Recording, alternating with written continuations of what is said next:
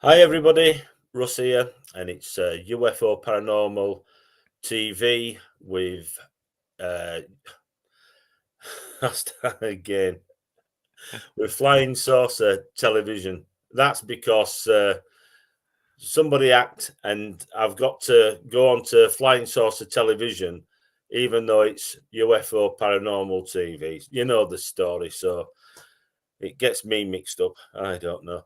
So tonight's guest is Philip Anthony. Is it Kinsella? Is it That's correct. That's Kinsella? correct. Yes. And he's a UFO investigator, an author, and a medium. And welcome, Philip, to the show. Thank you, And Ross. yeah, so let's get on. So how? I mean, I know you've been in this subject for a long time. We've Yes. not met as such, but you can't help but see things on the net and what have you, and see people and what have you. And this is a long time overdue. So, welcome to the Thank you. show. And UFO investigator like myself, where did it all start for yourself, Philip? Well, Russ, I had no real interest to be an investigator. The events that led me into this very multi-complex phenomenon was due to what they would call an alien abduction back in the winter of 1989. Now, the experience that I had taught me, or I realized there would seem to be two elements to leading up to that so-called abduction. And I say so-called because we're not still sure today, I'm not quite what happened, although there was a physical part and a non-physical part. We had seen, when I say we, my twin brother and I, because I have an identical twin called Ronald, we had seen UFOs at a very close range, and normally sporadically every 7 years. And I have to tell you that the last sighting here had been on the 9th of April 2016 at precisely 11:15 p.m. at night. That was witnessed by other people and subsequently filmed. So we're up to that 7-year mark. So I don't know what's going to happen. But my investigations with regards to the abduction became something of an obsession. And I think that anyone that gets involved in this or has some kind of personal interaction with these non-human entities or whatever you want to call them kind of like then opens something up within your mind, and it's like it appears like a drug, like you can't let go. You've just got to try and find your answers and piece the multi-complex parts to this extraordinary puzzle together. So it was because of 1989 in the village of Marston Mortain, where we lived in a village there, that where the ball started to roll for me.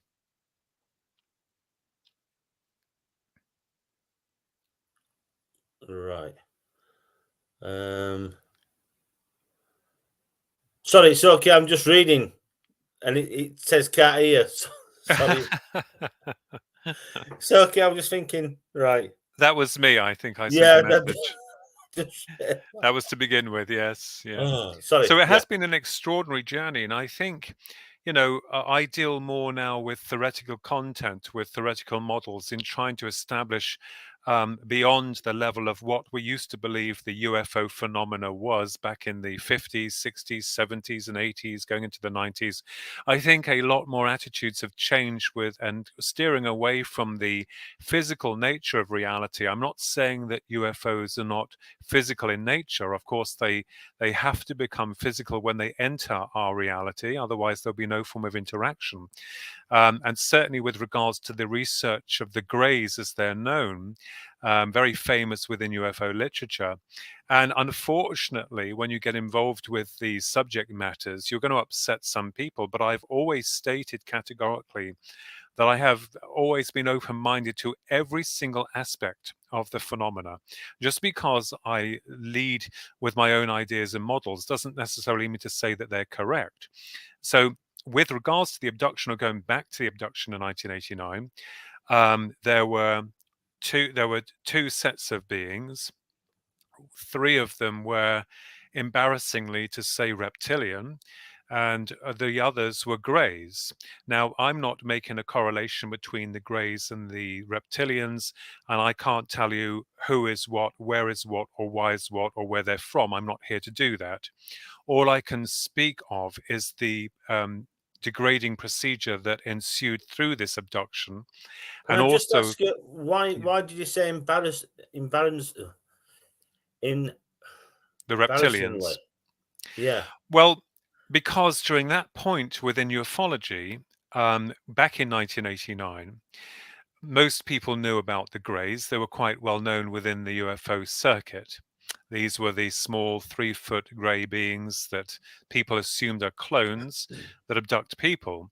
But while I was in some kind of theatre when I'd been taken, and when I looked over to my right where I'd been strapped down, there were 3 reptilians. And I say embarrassingly because although now we have come a long way in trying to ascertain what these beings are and what parts they play, um, during that point, you have to understand, for me, I had no way of ascertaining that reptilians would be responsible in abducting someone. It was the media portrayed this whole idea that, first of all, we were dealing with benevolent space people from Alpha Centauri or wherever, the Space Brotherhood. And then, of course, the Greys appeared on the scene. And of course, there was very little that was known at that point about reptilians. So this is why I stated embarrassingly, and that was back then. But of course, many years later, as I said, a lot of ufologists, researchers within their own departments of study have their own ideas, their own conclusions, which I think are very important, because someone can say, well, this is what it is and that's what it is, but we don't really know, because when it comes to proof, it seems quite lacking, especially where the extraterrestrial species are concerned. And this then led me into areas of quantum, of interdimensional realities, and certainly with regards to, in terms of consciousness, and people think that consciousness is something that's ethereal, that's not real. And Russ, I give this example of your mobile phone. You have the physical structure of the phone, and you have a signal, which is the phone. That signal carries information, records information, sends information out. And if your phone, the physical part of that phone, dies, all of that information cannot be destroyed. It is held in a cloud. So if we take us as biological automatons, we have a brain that receives or filters through consciousness. So, when you go back to the early stages of ufology, it was undreamt of to think about astral projection or near-death experience or alternative dimensions of reality that can't be touched in this physical form. So what I'm saying is that these forms or these intelligences are somehow connecting through to us and bringing us into their reality. And this is what we're looking into in terms of consciousness. And people say, but I want to believe that UFOs are physical. Well, yes, they are. But in their present state, in their higher or lower dimensional frequency of reality, they are not matched by our density, so they have to find a way of coming through to us. So this is also why we have issues with the aliens. My argument has been, well, where are they? I know they're real, we all know they're real, but they elude us continuously. It's like they step in and they step out very quickly. They can alter time, our own perception of reality. And I think now that, going back into the 80s and 90s, certainly, and I'm pleased to say, I'm sure you are as well, that attitudes have changed, and we have to look outside in a wider perspective within research to understand what it is we're dealing with, as opposed to they're coming from another planet and they go back there again. So this is primarily why I'm interested in not just the abduction phenomena, but also elements of near-death experience, psychic phenomena, which is also an important part of the investigations. Because Russ, in the days of old, people would assume that for you to see a UFO or have some kind of alien interaction, you needed to be a blank canvas. Unfortunately, I suffered, like many others, although I don't want any sympathy for it, within the media cartel. Oh, he writes fiction, children's books and science fiction, or at least was in the past. So Yeah. that means you're creative, and that you've created all of this within your mind. Oh, yeah. So we all suffer under the hammer of the Yeah. and the onslaught of the media cartel, which is, as you know, connected to those puppets that connect to their masters at the top of the symbolic pyramid of power. So when you're dealing with ufology, you are definitely going down that rabbit hole. And that's why I try to remain quite structured within my thinking, and very based with my thoughts concerning these elements. But it is fascinating, it's real, it exists, and in multi-dimensional levels of reality for us individually. Hmm. Yeah. I know what you're saying. I mean, Yeah. it has come on leaps and bounds from every. The problem is, you know, Oh, there's always a problem, definitely. yeah, uh, everybody is right, and Mm, sort of like. But then again, everybody might be right because there's, for instance, I know there's quite a number of alien races I've come across. I've come across their allies as well. mhm. So, you take that into consideration. There's quite a lot of possibilities. Yes, and I think Like the crafts, there's different yes. crafts for different alien races, and like motherships. There's like scouts, sort of like, and something similar to drones. Mhm. And then there's your underwater craft. Oh, yes. So you times all this. So there's quite a lot of possibilities. So, Oh, you know, absolutely. Yes, ev and we yeah. could all be right. Yes, and I think the problem is that a lot of researchers are trying to cram it into one box to make it fit. Yeah, We have to understand that our life journey on this world, within this world, is temporary for all of us. That much yeah, is certain. And our life experiences are unique in the sense that you view your reality the way that you see it. yeah, Someone comes along and tries to tell you how you see your reality and says to you that it's wrong, that you're seeing it wrong. I mm, think that part of this process of the UFO phenomena does interlink with us on an individual level of the psyche. Although we have patterns, most notably within the research of the abduction phenomena, we rely on patterns to indicate that such a phenomena is occurring. But in each case where an abduction has occurred, the surroundings and the situations are slightly different. And I think that, it could be that each and every one of us are our own truths, that we see things and we experience things the way that we consider as our reality. mm, There's so much division within the UFO community at the moment, and so much divide of opinion because of these differences of how they see the nature of their reality and what they believe is going on. well, that's Going good back in a way. That's good. Oh, yes, absolutely. But it gets more difficult when someone tells you that you are wrong and that they are right. So this is the problem that we're Oh, having, yeah, because there's no balance or any structured system to tell us categorically what is real and what mm. is not, what is fantasy and what is reality. So Philip, so yeah. can I just say one of the worst things? I mean, you know, I don't mind people saying and what have you, by all means. But when you're talking and telling somebody this has happened to me, and they tell you, "Oh no, you're wrong," Hmm. and then they start saying you need to read so and so's book. They know all Right. about it, and I'm thinking, what? Yes. And Yes. then this person who they're talking about doesn't claim to be either a contactee or an abductee. They call themselves this thing now, which is, oh, what is it? An experiencer, Hmm. right? And I'm thinking, I'm experiencing something called BS. Right. These people can't even tell you what's happened to them. They can't remember, where I had 100% memory recall. Right. And And like yes. yourself, I was searching for answers. And that's why I set a group up looking for answers. Yes, Like many of us, like yes, I many abductees, contactees, yes, looking for So yeah, I can understand what you I can Yeah. understand what you're I mean, saying. Yeah. I don't claim a title for what happened to me. I don't claim anything. All I can tell you is what happened to me Mm. and of the experience that I had. Now, what's interesting about that was, and as I said before, there were two parts to this, two elements to this, which fascinated me.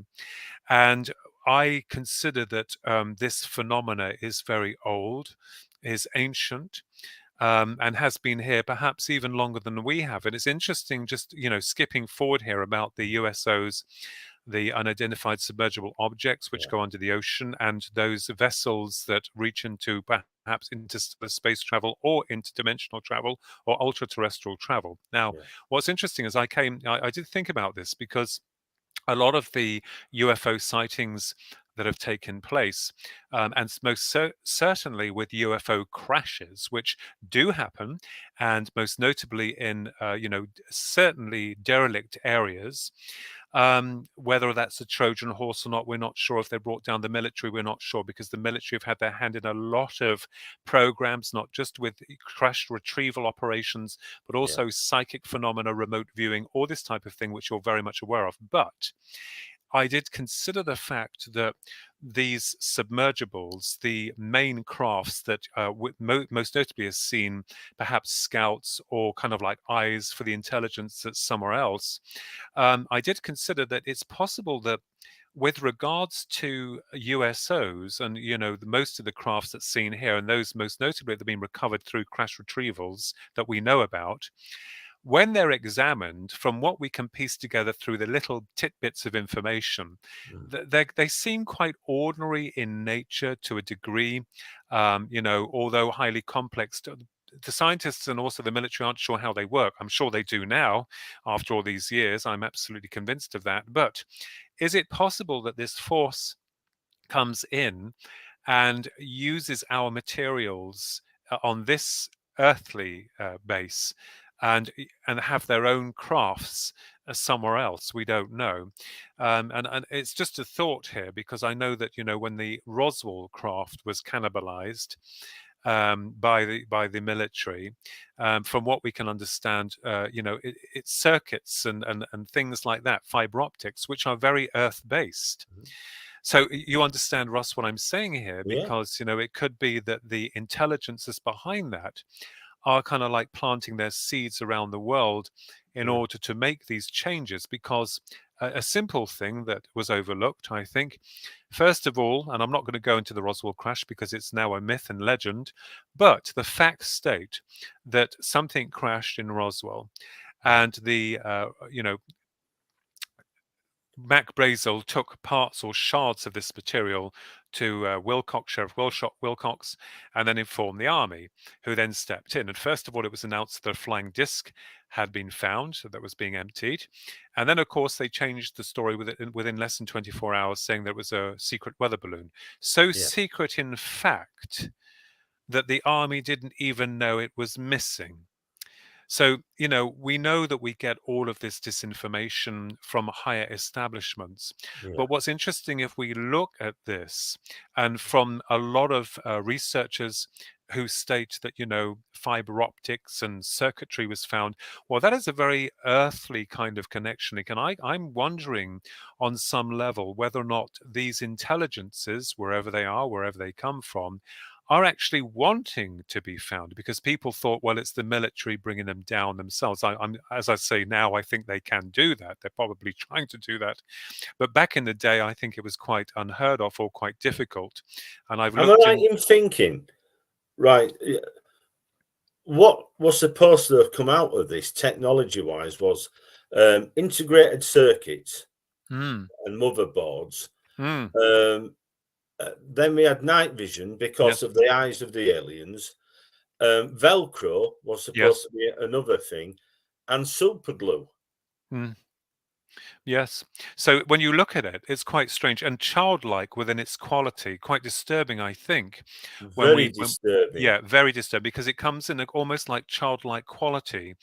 Almost, I can't get away from the feeling of that. But we do Especially know. when Close Encounters came out and we saw that for like the first time on motion picture, these these aliens, Yes. which were like you say, like children. Yes. And I think a lot of people were really spooked out by that. Yes. But you see, unfortunately, within the UFO department, a lot of people are swaying to the love and light nature. Now, I am not stating that there are not love and light beings out there. I am not stating that they don't. They do. My research has been into the experience that I had, and then into the abduction phenomena and the greys, Mm, and also trying to establish what these things are. One of the things that interested me about them was their inability to replicate. And that's why they perhaps are interested in our replication process or the birthing cycle. And this is what then led me into understanding that it's possible that these beings have lost themselves through the act of replication, taken themselves away from their original connection to the one that we're all connected to, and are trying to find some way of recreating themselves. Or there is every distinct possibility to assume that we as a human species are at the end of our line, and that it's possible to consider creating a new genus that is able to exist beyond this level of reality, because life is precious. And the way I'm seeing this is that as a human race, people want half truths or lies. I don't deal with that. I think that we are coming, or very close to coming, to the end of our line. And of course, if there is any way of saving, like some modern days Noah Ark, then of course they might be behind this. But there are even more hypotheses that we can consider, that such beings come from an older universe and have discovered a species that can reproduce, which they themselves can't. And of course, this interests them. Great level models that we can look into on a theoretical level. But the reality of the situation is that it is real. But the frustrating part is that it continuously eludes us, and the system we serve is damnedest to lie. Now, another point here. Sorry to interrupt. While we're on the ball here, this goes to prove most definitely that the system we serve has lied to us. Because recent events, I'm not just talking about the Pentagon's loosely leafed 7 or 8 pages, which was rubbish, but just recently on national television, the spate of these balloons, and then another object that came down. What was interesting, not just that, I mean, I don't know if, I'm sure that some of them were terrestrial, one of them may not have been, but what was the media saying? UFOs shot down. yeah. Never before on national news has that title, that wording, been used. And I remembered, like many others, sitting back thinking, my Lord, why on earth has the system we serve used that? Because everyone now assumes that, well, it's spacecrafts from another planet, because that's what people assume a UFO is. I know the acronym has changed to unidentified aerial phenomena. It To make hasn't it more, for a lot of us. It hasn't. no, not for me. So No. you see, I think there's a very devious, Oh yeah. malicious planning behind the scenes, not just from, you know, whatever, but those in charge, those that are in the know, those that are orchestrating humanity's hand from their level. And of course, this is the thing, when you get involved with UFO research, as I said, it's not just dealing with one category, one subject. No. You're going to find that there are other components connect with this on multiple levels that you have to look into. And, Russ, I've got to joke here and say that even after all these years of research, I mean, I have my own ideas, I have my own theories, but we still have a blank page.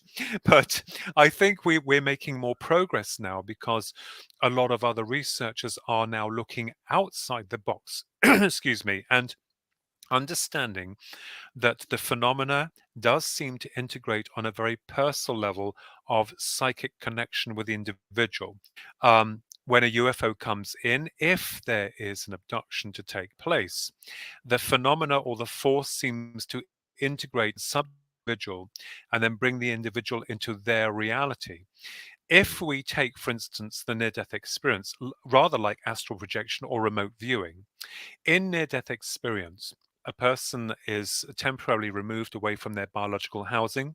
They move into a place, a state of timelessness, of light, where beings communicate with them telepathically.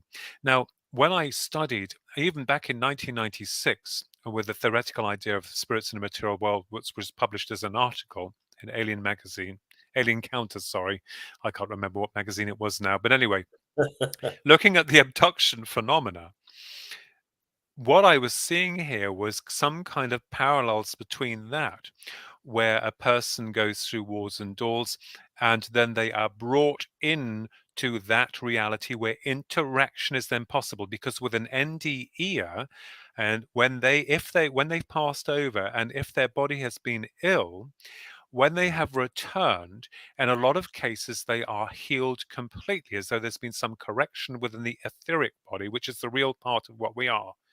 With the abduction, when anything's done to that etheric part of you, it will still affect its physical counterpart because they haven't been disconnected completely. The same with remote viewing, astral projection. These are the subject matters and consciousness which will afford us, I think, a lot more in terms of answers in our search. Because a lot of people tell me, they say, well, no, the grays are physical. I'm not doubting that.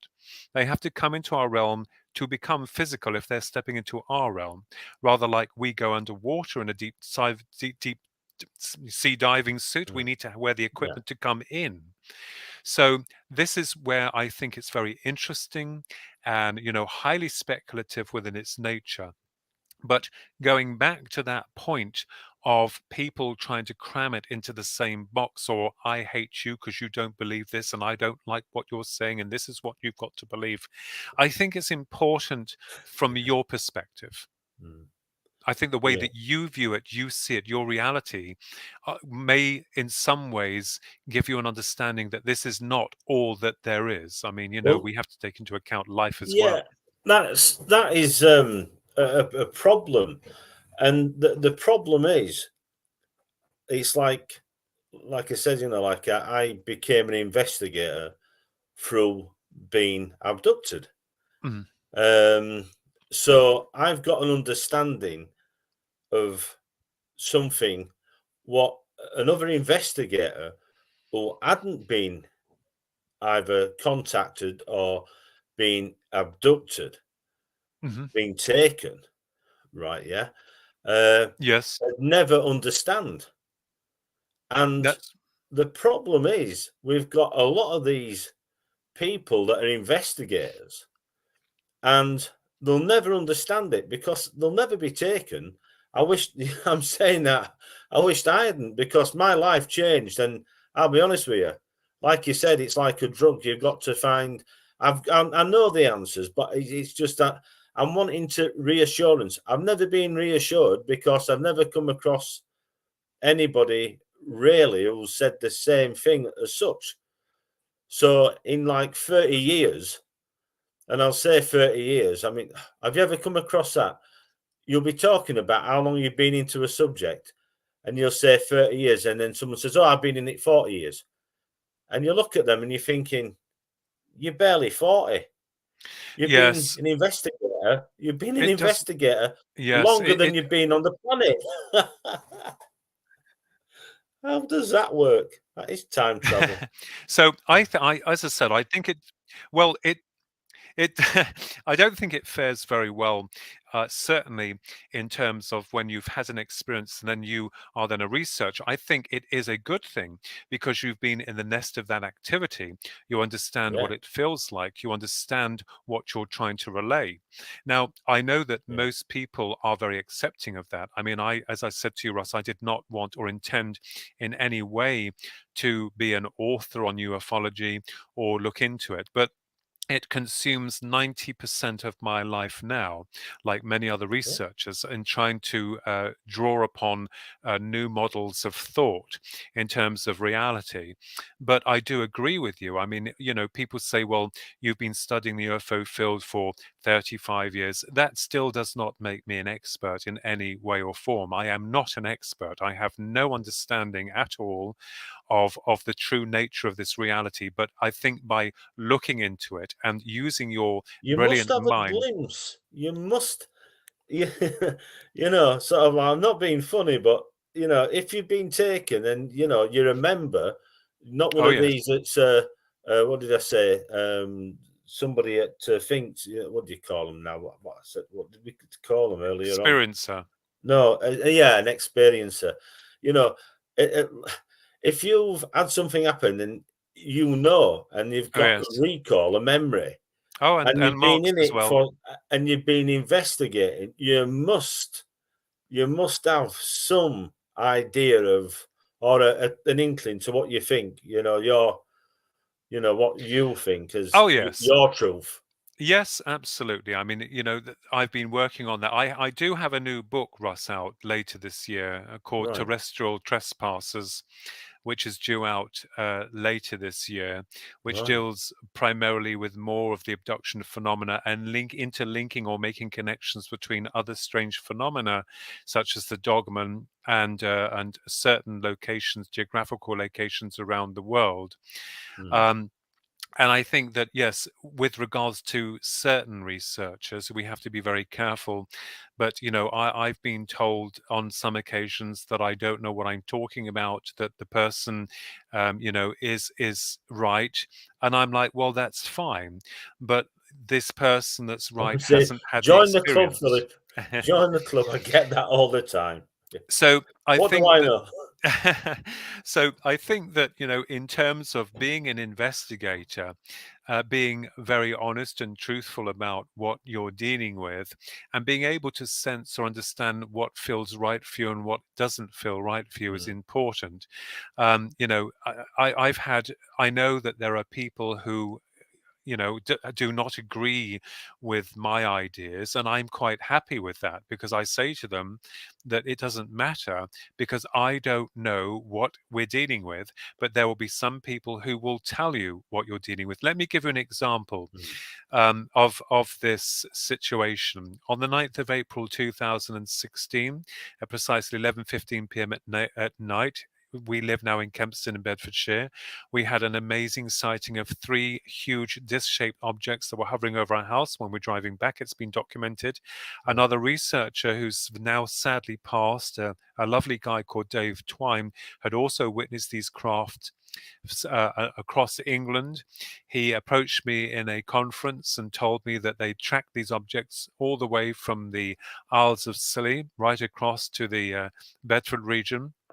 And there was a helicopter that came over our house the next day. We had observed them, not a black helicopter or a police helicopter or an air ambulance. It was a white helicopter. We could see the pilots that came and spun around the house 3 times before it disappeared. Now, what's interesting is that A when white you've, helicopter. yes, a white helicopter with no markings on it. There were Oh, 2 pilots in it. The right. tip dipped down this way and went round the area of where the UFOs had been, right over our house. Now, it's interesting when you've had an experience and you have the evidence where you can get it. My niece filmed it because she drove forward after Yeah. this bill and she saw them and clocked them before they came to us. Now, what's interesting is that when you've had this amazing experience, life-changing experience, again, another one, it's like people turn away. It's like people are more interested in the old cases. And then, of course, when years pass by, it's like a bottle of red wine that matures. They want to know about what happened. And I think to myself, well, that's very strange, because it happened when it happened. And I wasn't out there, you know. Lazy journalism. Yeah. Lazy journalism. Say, listen, I had somebody come up to me last year and says, we're making a documentary and we're going back. And I gives it, no, I'm not going back. I'm going forwards. No, thank you. Yes. So it's very strange, isn't it? In terms of like when there's certainly cases that have been presented that we, and I'm even guilty of this, going back into the older cases to look at and analyze them, but I'm always up and ready and listening for any new cases that come forward. Mm. So I do understand that, it's very frustrating. You've got to Trying, mix, haven't you? You yes, know, that's right. I mean, I can't say anything. I was looking into Berwyn Mountains for 30 years, Mm. and sort of like wrote a book about Berwyn Mountains. Oh, yes, yes. There's some strange things, you know, very strange things about that case. You know, sort of like wow. But yeah, what I do is I say, yeah, I'm considering moving forward Yes. because um, I've got my own evidence of I've got me being zapped as I'm filming, you know, sort of like you can see it in slow motion. 1 second, you see a light, it takes a second and it's over and done with. So Mm. I'm talking and that's on cam. Then I'm filming two flying triangles come out of the sea in the Filey Bay where I live. And 20 minutes and then they take off and they fly and there's things coming down at them. And I'm taking my eyes off and looking and but you can see them side by side, Mm. flying saucers, you know, sort of like a flying man, but it were actually a flying triangle at Queensbury. Mm. Mm. And so you Yes. know, I've got a website and I put all my stuff up. So I understand what you're saying when you've got footage and it's happened to you. I Yes. mean, so you've got something, haven't you? So I know what you're saying by this. Yes, they've been analysed and they're unknown. And of course, it's done the rounds. And I'm not really interested. I'm not one of these people that's look at me and I'm more interested in the research of it. But Mm. the really interesting part to this is that I wanted to look into was the way that the phenomena integrates with individual, and then of course other people tend to see things differently, as though the phenomena seems to morph itself and changes the way that you perceive that reality with someone else. My brother had seen one of these huge triangular crafts. I believe it was in 2010. And he categorically states that when he observed this massive silent object, his mobile phone was in the house. He had a choice of whether or not to run in to go and get the phone and take the picture or watch what was happening. Well, our modus operandi now is that I don't care now. I'm not ready to, with my camera, to take snapshots just to please the public and then for them to tear it to pieces, to shreds. Yeah. I think that the Mm. the whole emphasis when those 9th of April 2016 UFOs were here, my mobile phone was in my man bag. I could have lifted it out and taken pictures. At that point, my niece was trying to contact me. I didn't know it was her, but my phone was buzzing at that point. I knew it was her when they'd gone because they moved very quickly where they did a strange maneuver. But I spoke to another researcher and they said, it's really strange because the phenomena seems to just disable any notion of taking pictures or filming them or whatever, because your attention is focused on them and them drawing you towards them. It's amazing, I think, incredible how we are to some extent disabled through wonderment or fear. Certainly my 1989 event was fear, and of course the last viewing of the UFOs was because they were huge and they didn't seem threatening in any way. The way they positioned themselves, they did a strange maneuver before they positioned themselves and then just shot off. I was like, wow. My brother and I did at that point on the 9th of April 2016, it was a Saturday, try and communicate while they were hovering silently above us. And do you know what was really strange about that? We lived down a relatively quiet street, but there was a Yeah. pub up the road. There's cars sometimes coming down the road every 10 minutes. There's always someone walking their dog. There's always someone around. But on this Yeah. particular night, there was no one around. There was no cars. There was no one walking their dogs. There was no one. All there was me and my brother. That I got out the car. We're looking up, and there they are. They're huge and no markings on them, just white, no sound. And the sound, talking about sound, when we spoke, this is something the first time I've been able to clarify this as correct. when we spoke, my brother and I, because I was like, wow, my God, look at that. Look, it sounded like our voices were muffled, like it just snowed. So I kind of consider that the phenomena, when it comes in, alters our reality, as though there's some kind of bubble around the area. At least on this level, I'm kind of like Right. thinking that this is possible, that when the UFOs, as we call them, come in and they come close, they seem to change the atmosphere. Now, we didn't lose any time because I checked that, but certainly the environment had changed. And you get this a lot with, not just UFO witnesses to UFOs, or what they call alien abductions, but also most notably and interestingly in national forests or any form of forests where the Sasquatch is seen, and also the Dogman, where the sounds become, there's no sound, it's decreased. And then there is this pervading silence. Oz factor. Yeah, absolutely. The And of Oz course, factor. Yeah. this is why we're trying to find out that although that the phenomena comes in varied forms and guises and Mm. different shaped UFOs and whatnot, I'm not saying that the Dogman or the Sasquatch come out of flying saucers. It just seems, sorry to use the old 1950s word, I do like that. It seems that I the always call it flying saucers. yeah, It is what it is. If although it looks flying like it, triangles, it but is. whatever.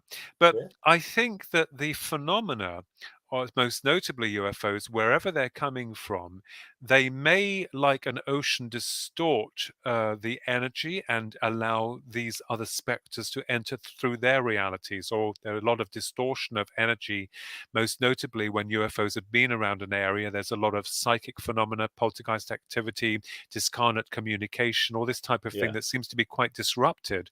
So, we're trying to look at whether or not the phenomena as a whole is one thing, or they are separate. Now, I would say they were separate within their categories. I kind of understand that. I don't think it's one force that's generating all of these images or creations and making us believe that they're all different when they're all of the same thing, Mm. rather like It on Stephen King's It.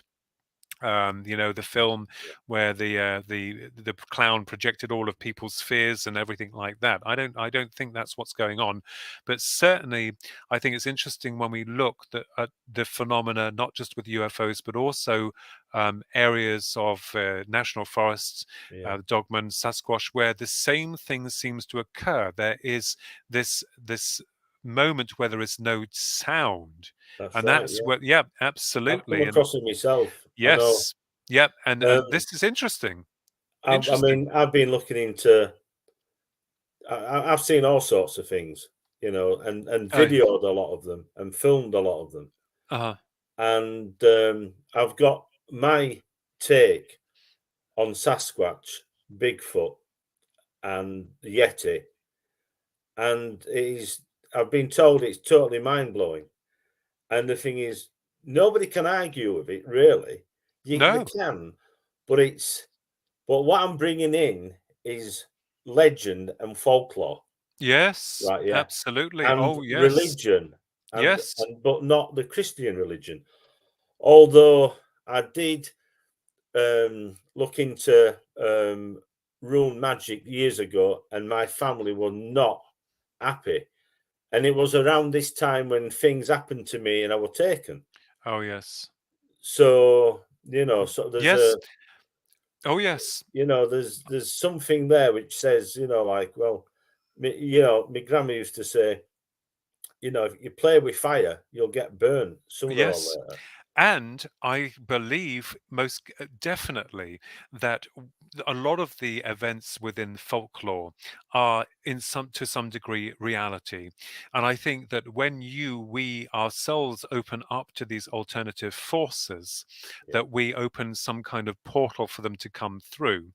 I'm not saying that some people deliberately do that, because some people are abducted and have never touched magic or Ouija boards or anything like that within their life. But what's interesting is that we have to bring into the equation folklore and also yeah, magic, because one of the things that we understand is that through those at the top of the symbolic pyramid of power, as we can see within our world, are so clever in orchestrating disruption and implanting disinformation into the public arena and through technology, which we know Yeah. today.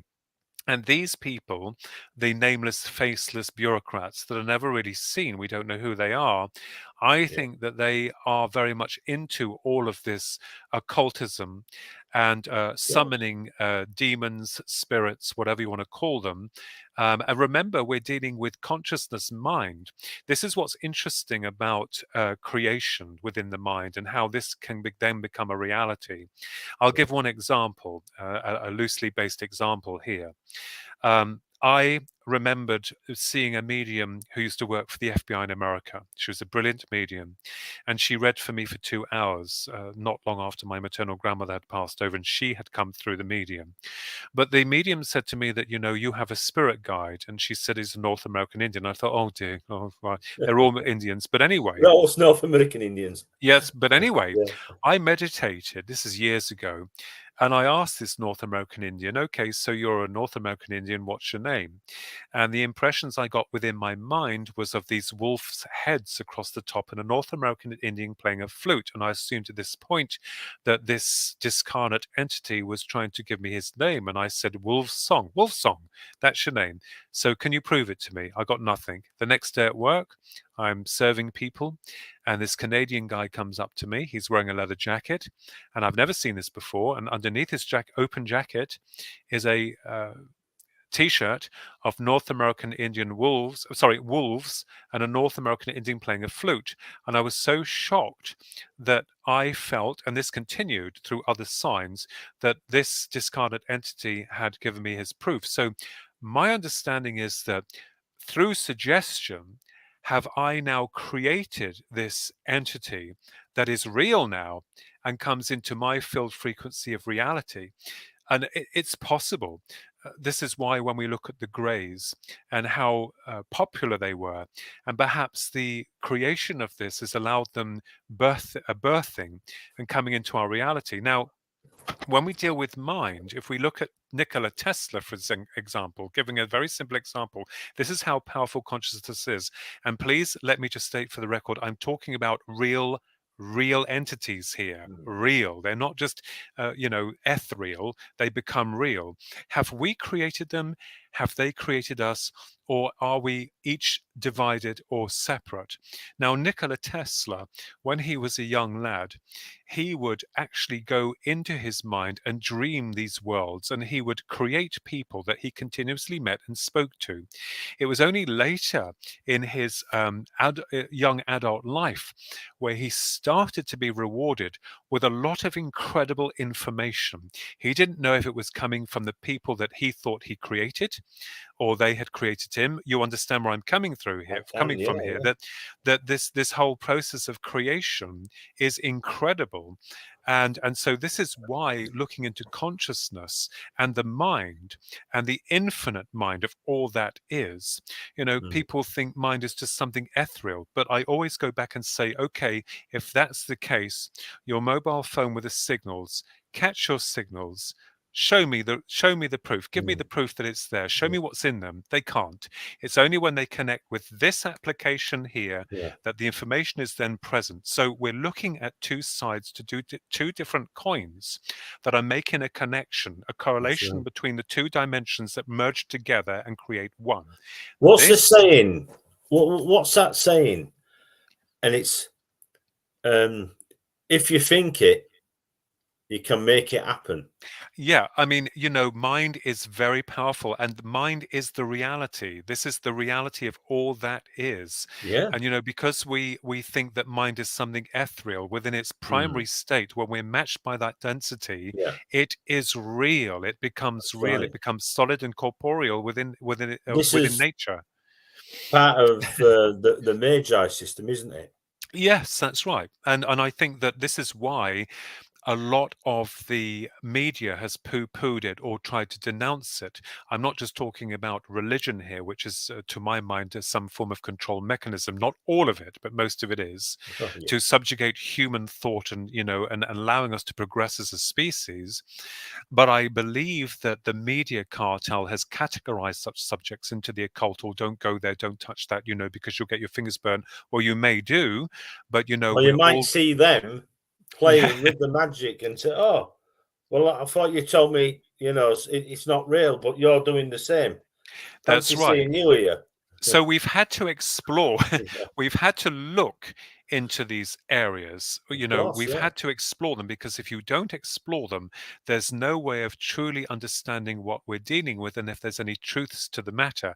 I Mm, think, myself personally, that a great deal of this UFO phenomena, um, the reason why the system we serve is at pains to tell us what's really going on, is because the public will truly be horrified. I think, to a degree, not with all of it, but most of it, because oh, yeah. the system we serve has programmed human consciousness from birth to believe that this is our lot, that these don't exist and this isn't real. This is, and listen to what you're being taught: Oh, yeah. toil the soil, pay your Yeah. taxes, don't ask any questions, and die. Now we have a problem. We have a real major problem, not only with the admittance from the Pentagon and indeed the Navy into the subsequent reality of these objects, or they termed UAPs, UFOs. It's now how are we going to address it to the public? And when the public discover or find out that the system will say, well, to be honest with you, the reality is there, but it can come in and go out anytime it pleases, Yeah. and the occupants of which are able to come and get you whenever they want. Also, some kind of program that is initiated perhaps by certain species or extraterrestrial species or ultra-terrestrial spirit species, Yeah. whatever you want to call them. Um, so I think we have a major problem on our hands, and I think the system now is either protecting us from a terrible truth, or they don't quite know how to tell the public the real story, because, like a lot of things, some of which we can't mention on here that's just recent, like a lot of things that's been orchestrated, over time, the reality starts to become evident, and all the pieces are, researched and looked into, and they're like, hang Mm. on just a minute, you've known about this since the 1950s. You've been Well, working on this since this time. this is it. I mean, the thing is, Philip, I don't know whether you believe in what, sort of. I've read one or two things in magazines, not in books, but, sort of like in a couple of pages in magazines over the years about Eisenhower and, Oh, this yes. meeting Oh, yes. Yeah. and about giving permission, you Yes. know, Yes. you give us your technology and we'll give you humans, Yes. Oh, yes. sort That's of right. like for whatever. Now, the thing is, you know, who gives him the power? Yeah, he's a president, but who gives him the power, Yes. sort of like to say that, they can do that, Yes. What and what sort of like, is it in America or did he mean worldwide? Well, it's evident, isn't it, that he wasn't listened to, because whatever the plan was or the program was, at least one species that we are well aware of has broken that code of conduct and has infiltrated this plane of reality and been abducting people. That much is certain. Yeah. I'm not sure about the other races. I mean, what happened to them. I do believe the events happened, Mm. absolutely convinced that they happened. And of course, there was a clamming up of it, because Eisenhower wanted to release this information to the world. He wanted to tell the people. But then, of course, changed his mind. And of Mm. course, during that period, he wasn't the only one. There was a lot of notables, religious personnel, scientists, and so on and so forth. And, there wasn't just one visit. There was, I think there was about three in total, or That's right. separate Yeah. occurrences where these visitations or these so-called meetings occurred. So I think that, Eisenhower did not have the right to speak for the people, because they wanted the technology for their weapons division. But did And he did he sit down, just wondering, did he sit down and speak to people, sort of like in the military, about this and scientists and ask, like, Oh, is he this a would have good done. thing? Oh, He, yes, he, he would. he Oh, must have, yes, surely. he would have done. And I think that his advisors probably thought that it's best not to get involved, because, the first experience was for us to disarm our weapons. facilities, and that, of course, would be bad news if another country got wind of this. So I think there was some kind of political disruption Oh yeah. surrounding this meeting. So, but as we know, the military have always been after information to upgrade their weapons divisions, their weapons unit, technology, this type of thing. And this is where it gets really muddy now, because most people say, oh, it's because it's back engineered technology. But I doubt very much that the military establishment would dare flaunt their marvels of magic over civilian airspace, knowing that perhaps anything could happen to bring it down. So, I'm not saying that there isn't back engineered technology. I absolutely am convinced that that has occurred. I'm just saying that, the waters become very muddy in terms of trying to work out, well, is it them or is it us? And this is where we have no clear transparency towards the subject. But I think by maintaining a healthy skepticism and keeping your feet grounded, I think that is the way, Russ, to go, and to most definitely believe in what you feel is going on. I mean, we have a lot of researchers, that are trying to put the pieces together. Yes, you'll get those who don't like you, or they want to take top billing. They want the red carpet and the awards and the fame, but no one has exclusive rights to this phenomena. I make that point very clear right now. No one has exclusive rights to this. We are part of the phenomena. We are all linked to this. And if you're touched by this singularity, it changes you. And I think this is and I think perhaps, even though we have a short space of time on this earth plane, we live and then we physically expire. I think that perhaps the journey isn't ended. I think that we're seeing parts of a much greater reality.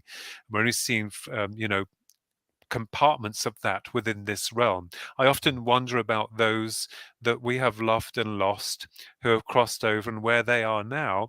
I have Yeah. an idea, and it's not quite the way that the version that we've been led by the religious establishments, although it's certainly fact that human consciousness survives beyond this plane of Oh yeah. reality. Mm, Oh, yeah. absolutely. Definitely agree. Would definitely agree. Yes. Well, we're coming up to the end of the show. Thank you. Just before, so what was the actual, when you came into contact, what was the actual type of aliens that you came into contact with? Well, there were, as I stated before, there were three reptilians, Yeah. and I don't want to go down that road because that was No. awful. And Right. the other was a grey, and then two other greys, and then another grey that I saw at the end of the experience that seemed familiar to me.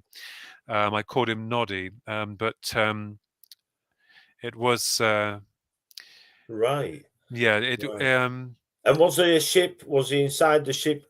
And No, what no, no. type of? No. The grey at the end was standing outside of his smaller craft that was hovering above him by a conservatory. We had a big house then with a huge garden. Where I had been primarily was on another craft, which was the room was very dingy. It was like a theatre or some type of theatre. I could make out some light. Um, yes, it's Very bizarre. dimly lit. Yes, it was, But until I was taken always. through a corridor. Yeah, unless I was until I was taken through a corridor to exit this said craft. And what So was the craft like? it's just a sphere, a grey type, dull metallic sphere. Right. That Yeah. was that's the way that I assumed Good me. that this is where I was when I'd been taken. I can only report the facts as they occurred, and Yeah. I remembered every single detail of the experience. Nothing has been added or subtracted. It is in No. my books, most notably "You, the Public Deceived," "The Grand UFO Deception," and will and is expanded upon in more of the emotional state in Terrestrial Trespassers, along with a lot of other theoretical content. And that book is coming out from Philip Have you Mendel's got any Blinders there Press. you can show us and put up on and No, not at no, the right. moment, no. No okay, no problem. But But that the is information's there, yeah. right. That is quite amazing. what you've told me. Yeah, there is another shocking element that's just been discovered by another researcher with regards to the first part of the experience, where my brother had been involved and what he was doing, and then what the grey at the end was doing. He seemed to be mimicking my brother from much earlier that evening, before the abduction took place. It's very strange, and as I said, we're still scratching our head, but there we are. There you have it. Well, this is it. The problem is, even though you're there, it's happening to you, and you understand there's things about it you don't understand. And Yes. same as myself, there's things I've seen that, sort of like, but I mean, I became ill after, sort of like with ME. And then I Yeah. was rushed into hospital because I thought I had a brain tumor. Mm. And I had memory loss. And I've only ever come across one other person. And I was admitted into a ward, and it was an isolation unit. And I've only ever come across one other person, and who was into this subject, but an abductee, a woman. Amazing Mm. story. But Mm. anyway, there's so much to talk about. We could go on all night. It's just a pity. But I'll say, Philip, thank you very much for coming on the show. It's been great. You'll have to come on again. You're going to have to come on again, and then That would be great.